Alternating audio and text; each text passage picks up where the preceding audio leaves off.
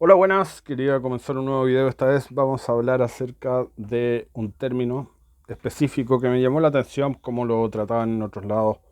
Generalmente un término muy satanizado por la izquierda que tiene que ver con el reaccionario o reaccionarismo. Es un término que se utilizaba mucho a mitad, a principios del siglo XX por parte de los comunistas de la izquierda. Cuando querían descalificar a alguien de derecha, a algún conservador, se le llamaba reaccionario.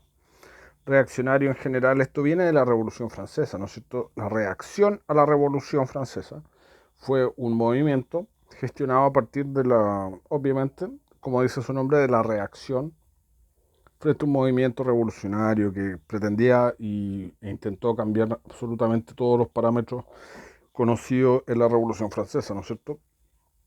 Recordemos que la Revolución Francesa tuvo momentos de delirio donde pretendían cambiar todo, no solamente, o sea, si hubiese sido por ellos hubiesen cambiado hasta el idioma, y en parte lo hicieron, porque Francia, antes de la Revolución Francesa, era un reino como mucho en Europa multiétnico, por decirlo así, donde convivían dentro de un territorio diferentes pueblos.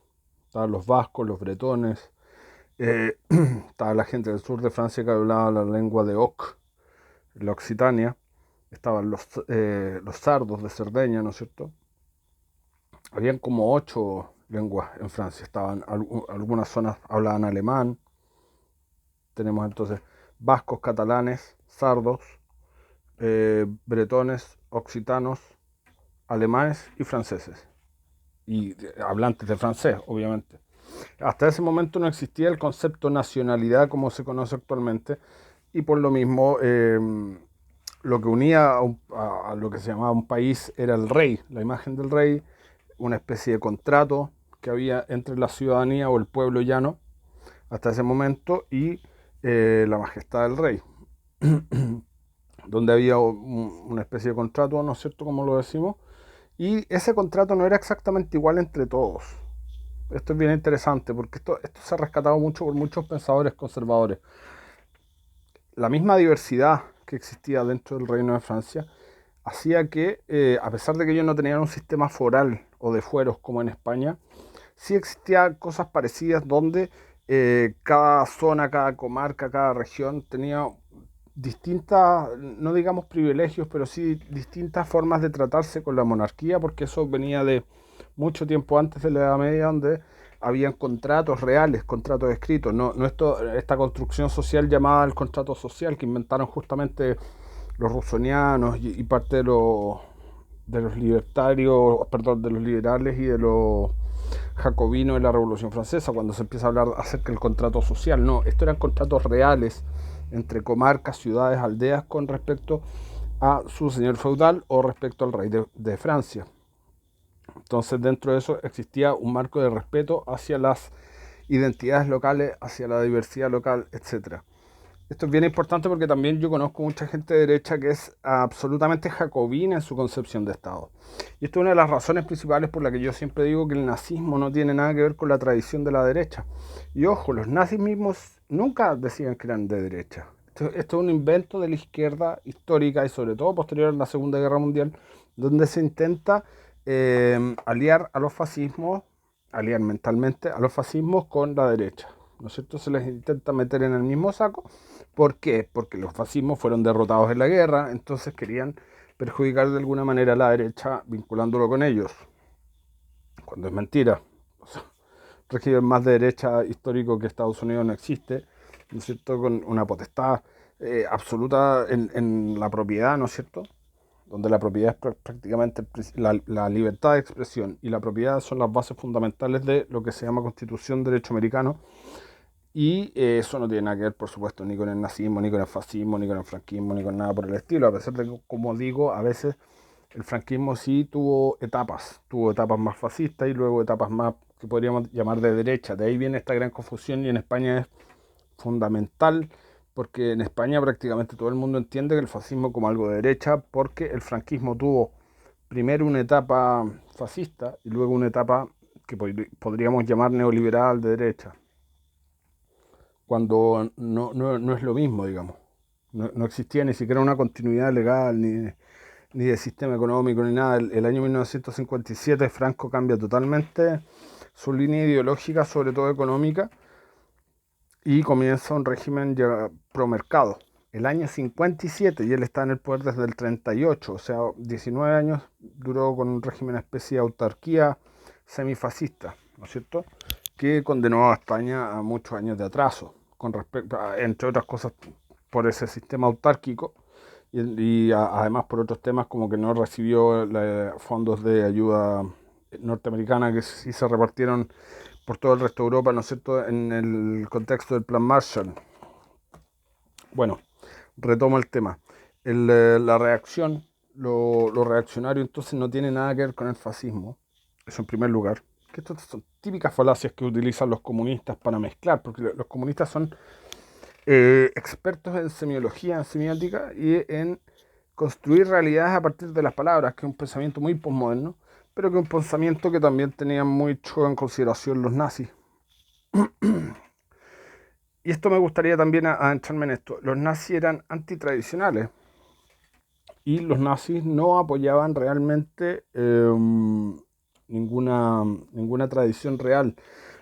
Si consideramos que la tradición es el catolicismo en la Europa medieval y en lo que se llama el Sacro Imperio Romano Germánico, hubo una tradición primera que fue de los luteranos, ¿no es cierto?, y de otros príncipes calvinistas y otros, pero que generalmente terminaron dentro del luteranismo, donde los protestantes ya traicionaron al Papa, ¿no es cierto?, rompiendo lo que se llama el homenaje eligio, y solo algunas pocas regiones del sur, reinos en ese momento del sur de Alemania, permanecieron como aliadas al papado, digamos, tradicional católico, como podría ser Bavaria y Austria, de las más conocidas.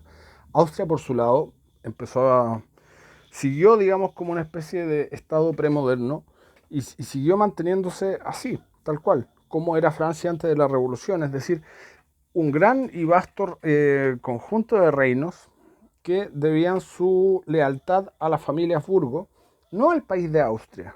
Y esto es bien interesante porque esto después se pone más de manifiesto todavía con la firma de un tratado entre Austria y Hungría, ¿no es cierto? Hungría había sido parte del Imperio Austriaco, pero después de unas revueltas de los nobles, etc., llegan a un acuerdo en que el imperio no es solo austriaco, sino que es austrohúngaro.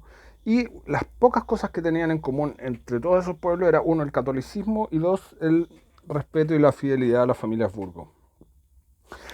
Es bien interesante esta distinción entre lo que era Prusia, que fue avanzando hacia un estado cada vez más centralizado, ¿no es cierto?, destruyendo parte de esta reliquia hermosa que eran los cientos de reinos, o montones de reinos que había en Alemania y de principados, poco a poco subsumiéndolos y llevándolos al camino del imperio alemán, que fundan finalmente los prusianos en 1870, la familia Hohenzollern.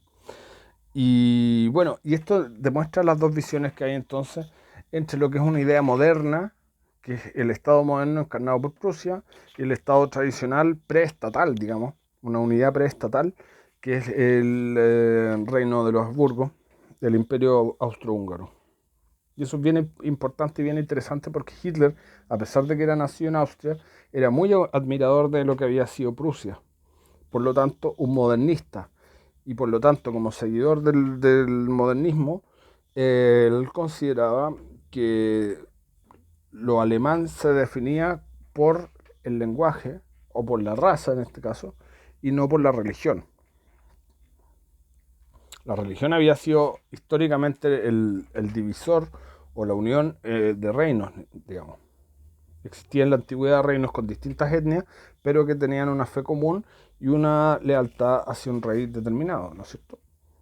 Me estoy enredando un poco, pero tiene que ver con la base para entender por qué el fascismo y en particular el nazismo no tiene absolutamente nada que ver ni con la derecha ni con la reacción, mucho menos con la reacción, con lo reaccionario, digamos, con lo que se entiende como derecha conservadora, tradicional, ultramontana o como quiera llamársele. Esto es un poco una explicación, a ver, poniéndolo de manera simple, tanto el liberalismo como el nacionalismo nacen de la Revolución Francesa. Esta idea de crear un Estado nacional unitario es muy jacobina, viene de la izquierda. El jacobinismo es la izquierda dentro de la Revolución Francesa, ¿no es cierto? Y esa idea finalmente es la que permea en Europa y da paso al origen de los nacionalismos, que ha sido un problema grande, cuando antes de eso, en las etapas previas y en el mismo Imperio Austrohúngaro, se vivía tranquilamente entre gente de distintas etnias sin mayor problema. Porque como digo, la nacionalidad no era forzada, sino que era parte de la identidad de cada uno y se podía estar bajo el mismo reino con gente de distintos orígenes étnicos y no había problema con eso. No había problema. Y se mantenía una paz, se mantenía un progreso. De hecho, es enorme el progreso económico que hizo el Imperio Austrohúngaro, que muchas veces los libros de historia es muy defenestrado, muy maltratado. La gente lo habla como un imperio, como que hubiese sido muy atrasado.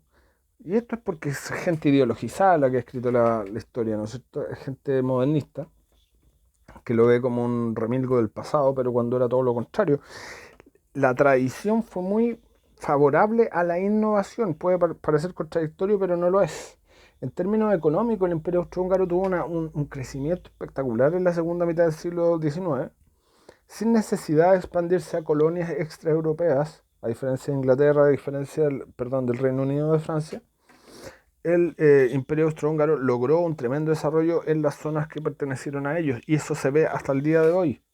Hay zonas de Rumania, hay zonas de Polonia, hay zonas de Ucrania que pertenecieron al Imperio Austrohúngaro y donde tanto la identidad local como el desarrollo económico florecieron. Pueden verlo incluso en la guerra actual de Ucrania, ¿no es cierto?, donde las zonas que pertenecieron al Imperio ruso son rusificadas, es decir, se aplastó el idioma y las tradiciones culturales ucranianas, mientras que en la zona que perteneció al Imperio Austrohúngaro florecieron. Floreció, digamos, la literatura ucraniana, el lenguaje ucraniano, etc.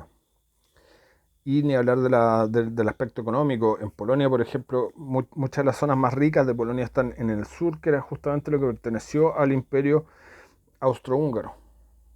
Cracovia, por ejemplo. Y en Rumania creo que es mucho más notorio todavía. Es mucho más notoria la diferencia entre las zonas que estaban bajo reinos o regímenes relacionados con el Imperio Ruso y la zona que perteneció al Imperio Austrohúngaro, que tuvo un enorme crecimiento económico, porque en el fondo era como una gran zona de libre comercio, ¿no es cierto?, con un solo rey, pero con toda su legislación propia particular, y eso lo hace único, interesante y bonito, y mucha gente dice, eso no es compatible con el mundo moderno. Los pocos estados que lograron rescatar, digamos, su legado frente al modernismo, que no fueron modificados estructuralmente por el modernismo, son los más exitosos actualmente. Por ejemplo, Estados Unidos de América, si bien tiene una cosa moderna, muy digamos, de ingeniería social, desde su independencia también se enfoca y mira mucho la tradición. La tradición y el federalismo mismo de Estados Unidos viene de observar, por ejemplo, el Sacro Imperio Romano Germánico. Y el ultrafederalismo que tienen, por ejemplo, incluso en las votaciones, uno se da cuenta donde no valen lo mismo todos los votos. No se hace una votación general, sino que es una representación por Estado. Y estas son ideas que vienen justamente de lo que era el Sacro Imperio Romano Germánico, donde habían representantes con tanta cantidad de votos de acuerdo al poder o al tamaño de cada uno de los reinos constituyentes del Sacro Imperio Romano Germánico y en este caso de Estados Unidos. Así que como digo, Suiza es otro ejemplo de una confederación premoderna donde los cantones tienen legislaciones muy distintas, pero sin embargo funcionan de manera espectacular y económicamente uno de los países más ricos del mundo. Así que Liechtenstein es un estado premoderno absolutamente, a pesar de que es chiquitito, es riquísimo. Así que ese era un poco el apunte que quería hacer sobre el reaccionarismo, sobre la tradición y sobre los sistemas antiguos de gobierno que perfectamente podrían estar funcionando el día de hoy. Si, como digo, hubo una modernización, hubo una entrada al mundo moderno que fue siempre por la fuerza. La independencia acá, la Revolución Francesa y diferentes tipos de revoluciones. La Revolución Rusa también acabó con un imperio que era premoderno, como el de Rusia zarista, a pesar de que se estaba modernizando en cierta medida. Y siempre fue por la fuerza, nunca fue por las urnas, ya que tanto les gusta hablar de democracia, en realidad la democracia siempre fue impuesta en todos lados, por las armas. Nunca a nadie se le preguntó si quería democracia o quería, digamos, una monarquía tradicional. Nunca. No conozco el caso en que haya pasado algo parecido. Ni siquiera en Alemania, el Weimar, donde sí puede haber sido algo así, pero ya el imperio alemán previo a eso no era un imperio realmente tradicionalista, sino que era un estado modernizado, absolutamente modernizado. Porque hubo una discontinuidad, por eso se habla del primer y segundo Reich. El primer Reich viene a ser el Sacro Imperio Romano Germánico, el segundo Reich el Imperio Alemán de 1870, ¿no es cierto? Bajo la tutela de Prusia. Ya era un estado moderno, ya era y se fue cada vez modernizando más. Y que por lo tanto no contaba con una continuidad cronológica real y directa, no estaba emparentado directamente con lo que había sido el Sacro Imperio Romano Germánico. Así que eso es un poco lo que quería hablar. Eso tiene que ver un poco también con el término reaccionario, que está tan mal visto y en realidad, si uno, los pecados de la era premoderna son nada comparado con todas las matanzas, genocidios enormes que ha habido desde la modernidad en adelante, porque son los estados-nación, imbuidos en su idea de control y poder absoluto, los que han generado las grandes masacres, el Holodomor, el holocausto judío, el holocausto armenio, un montón de cosas que hicieron, el gran salto adelante, el gran salto atrás de China, todas esas grandes matanzas, esas grandes hambrunas son todas, excepto un par que hubo en China hace mucho tiempo, son parte de lo que es el proceso de modernización. Y la modernidad, como digo, es una utopía también, no es realmente que sea moderno porque sea como algo bueno, es un nombre que se le da a un conjunto de leyes y un conjunto de formas de llevar el Estado de una manera absolutista. Porque es el verdadero absolutismo. Se supone que combatían el absolutismo de los antiguos reyes, pero como digo, como doy el ejemplo específico de Francia, donde existía una gran diversidad hasta legislativa entre las distintas regiones, fueros específicos, etcétera, que hacían un espacio muchísimo más libre, a pesar del creciente intervencionismo del Estado central. En la economía nunca, jamás se pudo haber llegado a tener un Estado tan gigante como el que hubo en la etapa moderna. Muchas gracias.